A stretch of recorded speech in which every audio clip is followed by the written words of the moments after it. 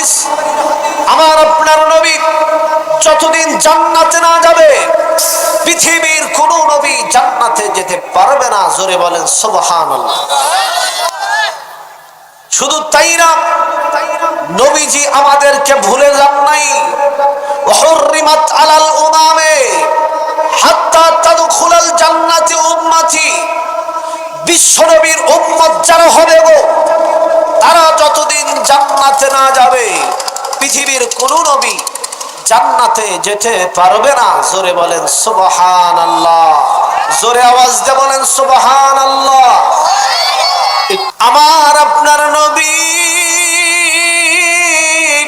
আখিরি জামানার পয়গম্বর মুহাম্মদ রাসূলুল্লাহ সাল্লাল্লাহু আলাইহি ওয়াসাল্লাম বলেন, যদি মানুষ যদি কিছু জিনিস আছে, এই জিনিসের দিকে যদি তাকায়, আমার আল্লাহ সঙ্গে সঙ্গে তার গুনাহগুলো মাফ করতে থাকে। এক নম্বর হলো আল্লাহর ঘর খানায় কাবার দিকে কেউ যদি তাকায় থাকে, আমার দয়ার নবী বললেন, তাকানোর সঙ্গে সঙ্গে আমার আল্লাহ ওই বান্দা বান্দির গুনাহগুলা মাফ করতে থাকে। জোরে বলেন সুবহানাল্লাহ। দ্বিতীয় নাম্বার হলো আল্লাহ পাক রব্বুল আলামিনের 30 পারা কোরআনুল কারীম, এই কোরআনের দিকে যে ব্যক্তি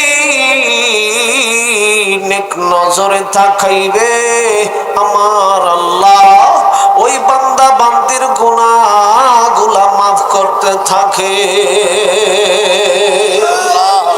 তিন নম্বরে যদি মার চেহারার দিকে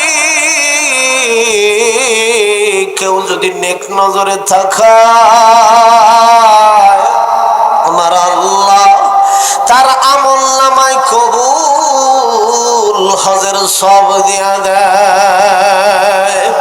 আলেমের চেহারার দিকে যদি তাকায়, 4 নম্বরে আলেমের চেহারার দিকে কেউ যদি নেক নজরে